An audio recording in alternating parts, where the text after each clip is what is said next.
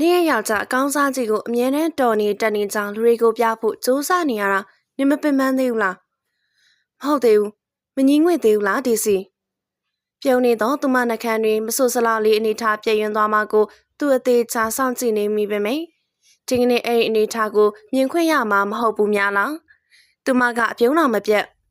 အနီရင်ရောင်နှခမ်းဆုံးဖြင့်ခက်မော့မော့ပြုံးရင်သူမကြည်နေကြအထက်စီဆန်းဆန်းအကြည့်ဖြင့်ကြည်နေပြန်နေဒီအမူအရာဒီအပြုံးဒီမထီမဲ့မြင်မှုမျိုးဒေစီဆိုသောမိမစီမဒီအချိုရီဟာနှစ်ရှည်လာများတွေ့ကက်လာနေခဲ့တာကြာပြီပဲဘယ်နေထားမျိုးမှမစိုးဘယ်လူသားတွေနာမှမစိုးဘယ်ပတ်ဝန်းကျင်ကြားမှမစိုးအဲ့ဒီအချိုဟာမပြောင်းသူမရဲ့အိလိုသောခက်ကြောကြောအမူအရာများကြောင့်ဒီအတိုင်းဝိုင်းထဲမှာဆက်ဆံရေးဉာဏ်ဖြင့်သူအဖြစ်ကောလာဟာလာရီနဲ့တမုံကြပါမယ်သူမရှိမှကြဘယ်သူမှလည်းထုတ်ပြောရေးကြတာမဟုတ်ဘိုးပေါင်စင်ဆက်မြို့မျက်နှာဖုံးမိသားစုကနေဆင်းသက်လာခဲ့သောတမိအကြီးဆုံးမြို့ပေါ်ကအထင်ကြီးစီးပွားရေးလုပ်ငန်းတော်တော်များများဟာတမတို့မိသားစုအပိုင်းတမကိုယ်တိုင်ကလည်းဟိုတယ်နဲ့ခီးသွွားလုပ်ငန်းတစ်ခုအားဦးစီးနေပြီးအခြားသောစီးပွားရေးအချို့မှလည်းရှယ်ယာရှင်အဖြစ်ပါဝင်လုပ်ကိုင်နေသေးသောအထက်တန်းကြကြထက်ထက်မြက်မြက်အမျိုးသမီးတစ်ယောက်ပဲဖြစ်တယ်။ငါ့စကလုံးတွေနဲ့တိုက်ခိုက်မိနေစမ်းမနေဝင်ရန်နင်းနဲ့စကရီလူရအောင်အထက်တန်းចောင်းသားအရွယ်လည်းမဟုတ်တော့ဘူး။ရင့်ကျက်စမ်းမဟာငါ့ပဲရင့်ကျက်စမ်းမတွေဘာတွေလုပ်နေသေးရဲ့နင်သာရင့်ကျက်တဲ့အချိန်ရောက်နေမှကို့ဘာသာကိုသဘောပေါက်စမ်းမဒီစီရဲ့အဲ့ဒီဦးတီဦးကြောင်ကြအကောင့်အတွက်ကိုပဲဖာထေးပေးမနေနဲ့တာလက်စာဝိုင်းခွက်ကိုစပွဲပေါ်ဆောင်ချလိုက်ရင်ဖြင့်သူမရဲ့မကျေနပ်မှုကိုပြတယ်လူတိုင်းအပေါ်ကိုမောင်းမောင်းမမအထက်စီဆန်းဆန်းဆက်ဆံနိုင်သောဒီအမျိုးသမီးစီမှာသူမရဲ့တူတီသောအားနည်းချက်ဟာအဲ့ဒီယောက်ျားပဲဆိုတာသူသိရပုံအဲ့ဒီယောက်ျားကိုကောက်ွယ်ဖို့ဖေးမဖို့အထောက်အကူပြုနိုင်ဖို့အားပေးဖို့ဒီမိမဟာဘယ်အတိုင်းတာအထိပခုံးထမ်းတင်ပေးခဲ့လဲဆိုတာသူအသိဆုံးပဲမဟုတ်ပါလားနင့်မှာအချိန်တွေတအားပေါ်နေရဲ့ထင်နေငါနဲ့ငါယောက်ျားအကြောင်းကိုတော်တော်လေးစိတ်ဝင်စားနေတာအေးဟုတ်တယ်ငါကနင်းနဲ့နေ့ယောက်ျားအကြောင်းကိုတင်စိတ်ဝင်စားတာဘယ်ဟုတ်မလဲနေ့ယောက်ျားနဲ့သူ့ရဲ့အငယ်နောင်အကြောင်းကိုပါစိတ်ဝင်စားတာလေဒီတစ်ချိန်တော့တေချာပေါက်ကိုသူမမျက်နှာပြတ်သွားလိမ့်မယ်လို့ထင်နေပေမဲ့လေအထင်နဲ့အမြင်လွဲသွားပြန်နေသူ့စကားကိုတုံလို့ခြင်းတစ်စက်မှမရှိတဲ့မျက်နှာသေးကြီးကိုငေးကြည့်နေမိရဲ့ဘာခံစားချက်မှန်အတည်းအကျမဖော်ပြနိုင်တဲ့ခံစားချက်အချို့ဖြတ်ပြေးသွားတယ်လို့ထင်နေ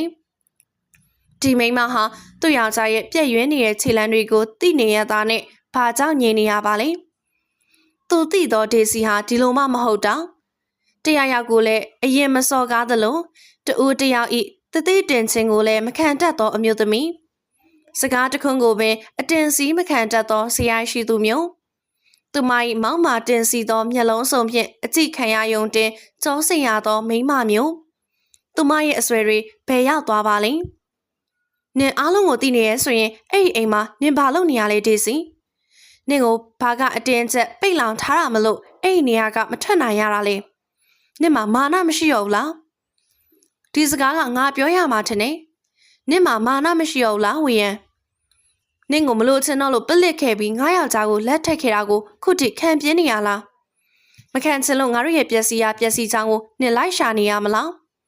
သူမမျက်လုံးတွေကဆူရဲလွန်းနေချက်ချင်းထပေါက်တော်မြည်အစိပ်ပြင်းတဲ့ဝေဟာတကောင်လုံးသူမအားတော်တော်လေးအထိနာစေမဲ့နောက်ထပ်စကားချုပ်ပြောဖို့ရည်ရွယ်လိုက်ပေမယ့်သူမရဲ့မျက်လုံးတွေကိုငေးကြည့်နေမိရင်ဘာစကားမှထပ်ထွက်မလာတော့ချေသူ့ရဲ့ပါးစပ်ကဓာတ်လိုထက်တဲ့စကလုံးတွေထွက်ကြလာပေမယ့်မျက်လုံးထဲမှာတော့ဝမ်းနေဖွဲ့အရေးတချို့ကိုသူမြင်ဖြစ်အောင်မြင်လိုက်တယ်။ကြံရမရသူလိုထပ်ပေါက်ပိနေသူလိုလမ်းတွေပြောင်းနေသူလို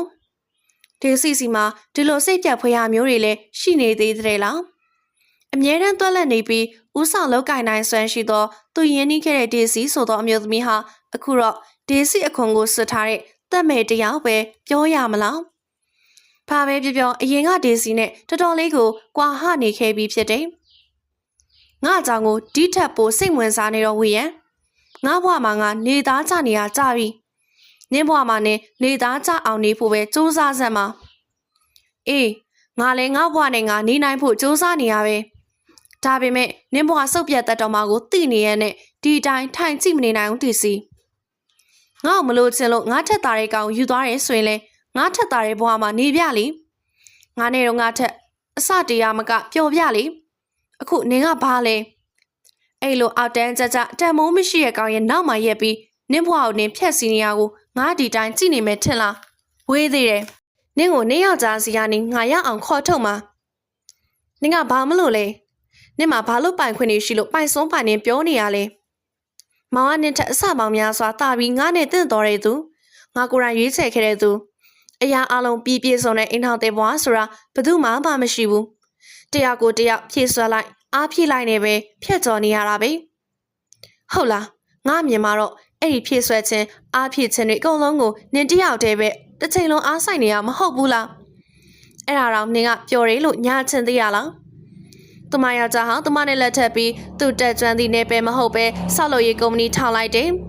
အဆောက်အဦတစ်ခုကိုကန်ထရိုက်ယူပြီးတာဝန်ယူရသည့်အခါတာဝန်ယူမှုတာဝန်ခံမှုအလုံးကိုလက်ခံရတယ်မတွန်းကျင်တဲ့အလုပ်ကိုအခြေခံကမစားပဲခေါင်းကနေစားတဲ့အခါအရှုံးနဲ့ရင်ဆိုင်ရတယ်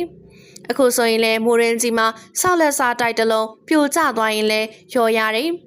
အလုသမားကောင်ဆောင်ကဘီလန်မြေခိုးရောက်တဲ့အခါအဆောင်ရီမှာအရာတွေပေါ်လာတဲ့အခါမှာလည်းအယောပေးရတယ်အဲ့ဒီရော်ချင်းငွေရင်းနှီးမြုပ်နှံငွေအားလုံးဟာသူမကိုယ်တိုင်စိုက်ရောပေးရတယ်ငွေကိုရီလိုသုံးပြီးအရှုံးအမြတ်ထက်သူ့ယောက်ျားနာမည်ဂုဏ်သတင်းကိုပဲတက်တက်အောင်လုပ်ရင်အဲ့ဒီဆောက်လုပ်ရေးကုမ္ပဏီကနာမည်ကြီးသွားတယ်ခက်တာကသူကိုယ်တိုင်ဒီဇိုင်းဆွဲအလှဆင်အဆဆုံးတာဝန်ယူပါတယ်ဟုသူမရဲ့ယောက်ျားလိမ့်လေပြောသမျှကိုသူမဘာမှပြန်မပြောခဲ့ပေအဲ့ဒီဆောက်လုပ်ရေးကအဆောင်အုံပုံကျမ်းမှန်သမျှဟာသူမလည်းရမယ်တီယူကို6နှစ်အတူတူတွေ့တက်ခဲ့ပြီးနောက်ထပ်5နှစ်အထိအတူတူအလုပ်လုပ်ခဲ့တဲ့ကျွန်တော်လောက်ဘသူသိမှလဲအဲ့လိုပေးဆက်အနစ်နာခံပြီးတာတော့အဲ့ဒီကောင်ကခြေရှုပ်လာသေးတယ်ဘလောက်တောင်အောက်တန်းချပြီးဇရိုက်ဆက်လိုက်တဲ့ကောင်စားမျိုးလဲငါပျော်ရွှင်ခြင်းမပျော်ရွှင်တဲ့အားလုံးကိုငါဘာသာဆုံးဖြတ်မယ်ငါဘာသာခံစားမယ်နင်ဝင်ဆွတ်ဖက်စရာမလိုဘူးပြောတက်လိုက်တာပြောထွက်လိုက်တာအဲ့ဒီမျက်လုံးစိမ့်စိမ့်ကြီးတွေကိုအကြာကြီးကြည့်ရင်ယူကျုံမရပဲတက်ပြင်းချမိသည်ထင်ပါရဲ့တနေ့နေ့မှာသူမနဲ့မျက်နှာချင်းဆိုင်ထိုင်ပြီးအခြားတစ်ယောက်နဲ့ပတ်သက်ပြီးစကားများကြလိမ့်မယ်လို့တခါမှမတွေးမိခဲ့ဘူးအခုတော့တစ်ယောက်နဲ့တစ်ယောက်စကားများကြပြီးမုန်းတီးစွာအကြည့်ချင်းဆုံရလိမ့်မယ်လို့လည်းတခါမှမတွေးခဲ့မိဘူး